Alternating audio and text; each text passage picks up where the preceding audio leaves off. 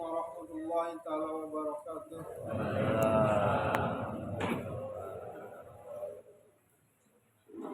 Allahu Akbar, Allahu Akbar, Allahu Akbar, Allahu Akbar.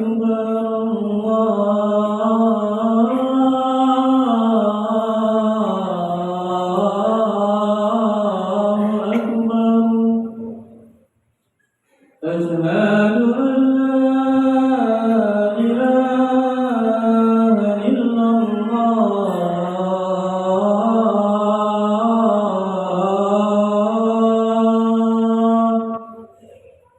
Asyhadu an la ilaha illallah.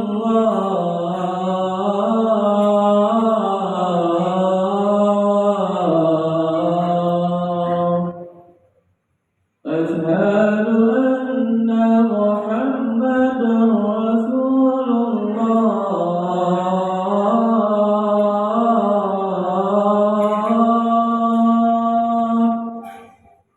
أشهد أن محمدا رسول الله.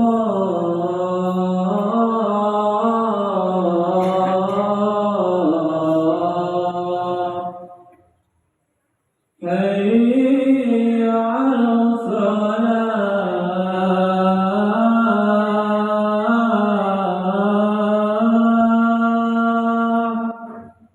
حي على الصلاة،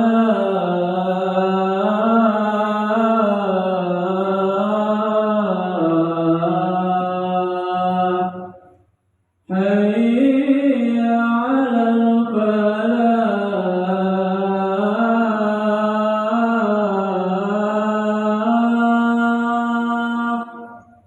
حي على الفلاح.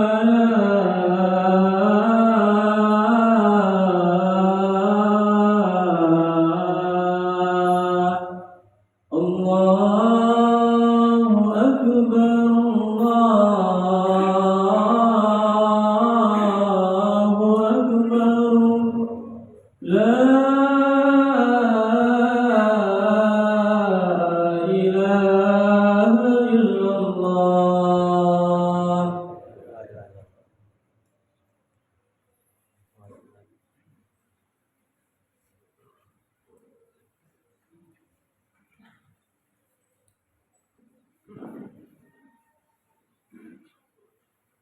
Alhamdulillah, alhamdulillahilladzi ja'ala taqwa khairaz zadi wal libas wa amarna an tajawwada biha li yaumil hisab.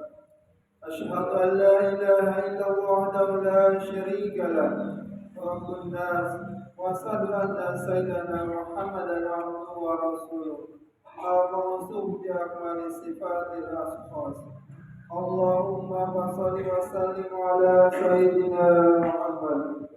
Kana sadiqal wa'di wa kana rasulan nabiyyan.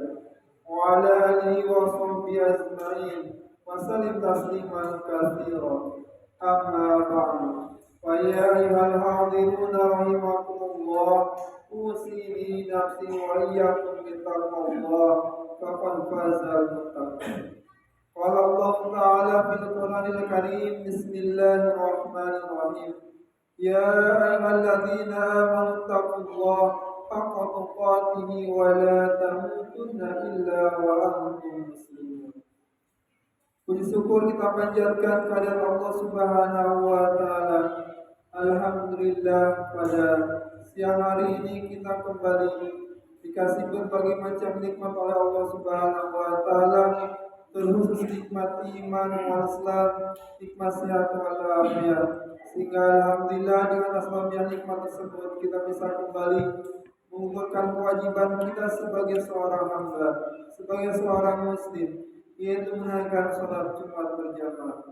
Salawat dan salam mudah-mudahan tetap berlimpah curah buat panutan kita, buat junjungan kita, Nabi kita tercinta, Nabiullah Nabi Muhammad sallallahu alaihi wasallam, para keluarganya, para sahabatnya, para pengikutnya, dan yang pasti kita semua selalu berharap dan berdoa kepada Allah mudah-mudahan kelak di yaumil akhir nanti diakui oleh baginda Rasul sebagai umatnya dan mendapatkan nama syafaatnya. Amin ya rabbal alamin. Hadirin yang masalah Jumat yang mulia, saya berwasiat terhadap diri saya sendiri dan kepada para jamaah sekalian. Mari kita meningkatkan takwa kita kepada Allah Subhanahu wa taala dengan berusaha sekuat tenaga melaksanakan semua perintahnya dan menjauhi semua larangannya. Jamaah salat Jumat rahimakumullah, Rasulullah sallallahu alaihi wasallam pernah berpesan kepada salah satu sahabatnya, yaitu Abu Dzar Al-Ghifari, sebagaimana termaktub dalam kitab Nashihul Ibad, ya Abu Dzar, jada lisabinata fa inal bahra amik wa khudh zada kamilan fa inna safar ba'id wa khafi fil himla fa innal aqbatu ka'ud wa halisil amal fa inna naqadu basir. Wahai Abu Dzar, perbawilah kapalmu karena laut itu dalam. Ambillah bekal yang cukup karena perjalanannya sangat jauh. Ringankan beban bawaan karena lereng bukit sulit lalui. Dan ikhlaslah beramal karena Allah Maha Teliti. Pesan baginda Rasulullah SAW dalam hadis ini disampaikan dalam makna tersirat, pengertian tersembunyi dalam kata-kata kiasan di dalamnya. Nasihat sejatinya tak hanya ditujukan kepada Abu Dzar, melainkan juga kepada umat beliau secara umum dan sepanjang zaman.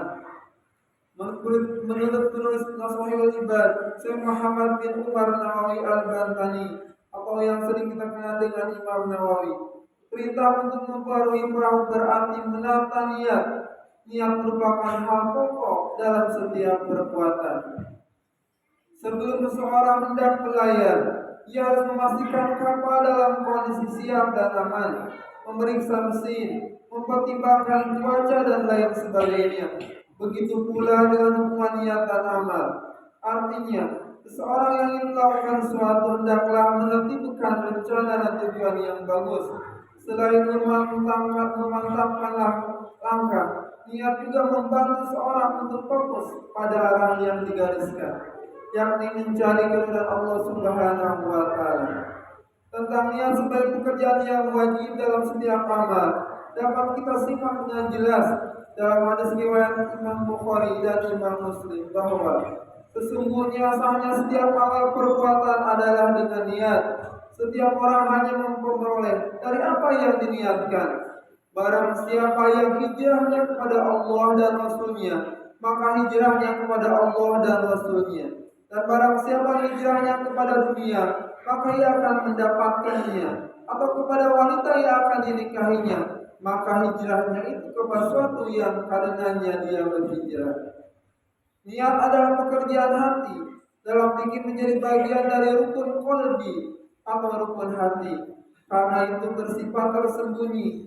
Tak ada orang lain yang bisa menyaksikan kecuali Allah dan dirinya sendiri.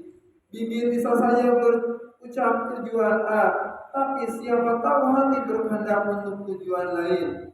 Itulah sebabnya ibadah sebagus apapun, apabila tak disertai dengan niat yang baik, maka akan menjadi sia-sia belaka.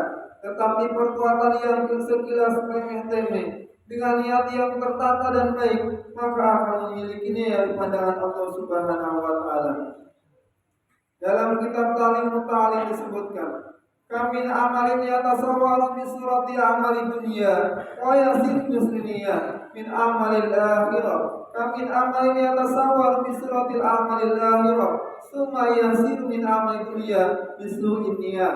Artinya, banyak perbuatan yang tampak sebagai perbuatan duniawi berubah menjadi perbuatan ukhrawi lantaran niat yang bagus. Banyak pula perbuatan yang terlihat sebagai perbuatan ukhrawi bergeser menjadi perbuatan duniawi lantaran niat yang buruk.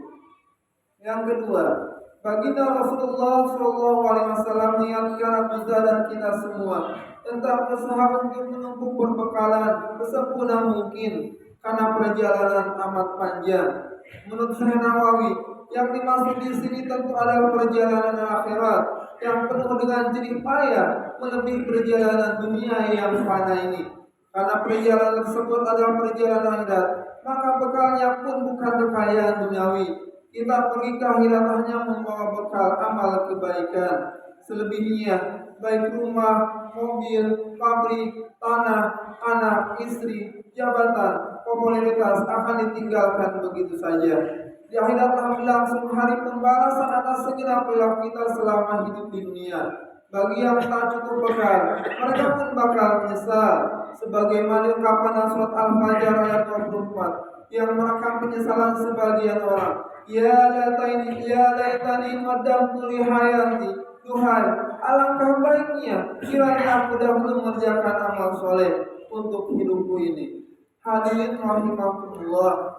Cakupan amal soleh sangatlah luas, tak hanya meliputi ibadah ritual semata, sholat, wirid, dan puasa. Amal soleh juga berupa membantu pendidikan orang yang gak mampu, membantu anak miskin yang sedang berusaha, membebaskan segala sesuatu yang kurang tepat ke habitat aslinya, membangun perpustakaan untuk masjid, bersedekah di masjid, memberi kesadaran kepada masyarakat tentang membuang sampah pada tempatnya, menanam pohon dan lain sebagainya.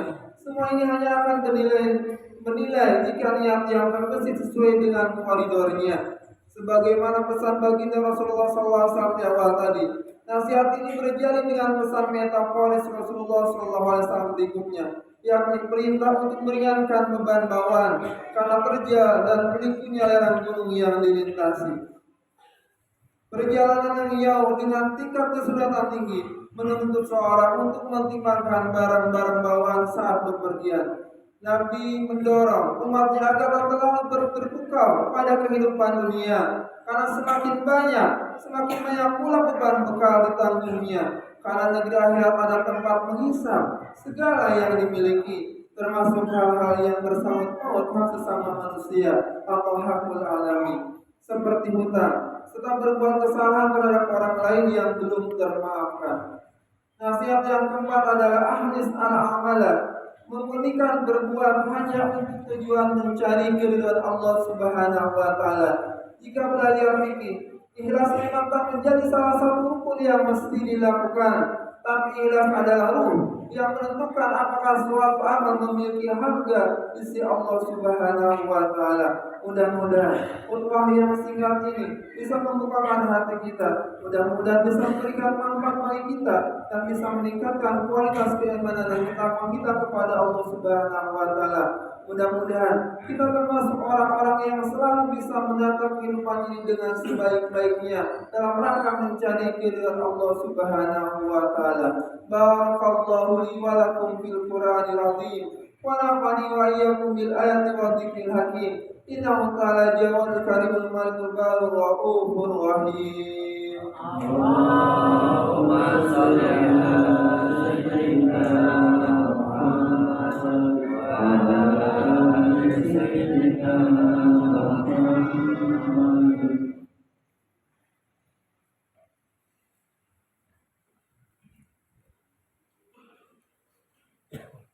Alhamdulillah ala ihsani wa syukru lahu ala taufiqihi wa amtinani. Wa asyhadu an la ilaha illallah wahdahu la syarika lah. Wa asyhadu anna sayyidana Muhammadan abduhu wa rasuluh da'i ila ridwani. Allahumma shalli ala sayyidina Muhammad wa ala alihi wa sahbihi wa sallim tasliman katsira. Amma ba'd. Fa ya ayuhan nas ittaqullah fima amara wa amanaha wa alamu anna Allah amarakum bi amrin bada fi nafsi wa sana bi malaikati bi kursi wa qala ta'ala inna Allah wa malaikatahu yusalluna 'alan nabi ya ayyuhalladzina amanu sallu 'alaihi wa sallimu taslima. Allahumma shalli 'ala sayyidina Muhammad sallallahu alaihi wasallam wa 'ala ali sayyidina Muhammad wa ala anbiya'ika wa rusulika wa malaikatil muqarrabin wa Allahumma 'alal khulafa'ir rasyidin Abi Bakr wa Umar wa Utsman wa Ali wa abakatis sahabati wa tabi'in wa tabi'in lahum ihsanin ila yaumiddin wa anna ma'hum bi rahmatika ya arhamar rahimin. اللهم اغفر للمؤمنين والمؤمنات والمسلمين والمسلمات الأحياء منهم والأموات. اللهم أعز الإسلام والمسلمين وأذل الشرك والمشركين وانصر عبادك المؤمنين وانصر من الصالحين واهد من خذل المسلمين ودمر أعداء الدين وكلمتك إلى يوم الدين. اللهم ادفع عنا البلاء والوباء والزلازل والمهن والساكنة والمهن ما ظهر منها وما بطن عن بلدنا إندونيسيا وسائر البلاد المسلمين آمة يا رب العالمين. ربنا آتنا في الدنيا حسنة وفي الآخرة حسنة وقنا عذاب النار. ربنا ظلمنا أنفسنا وإن لم تغفر لنا وترحمنا لنكونن من الخاسرين.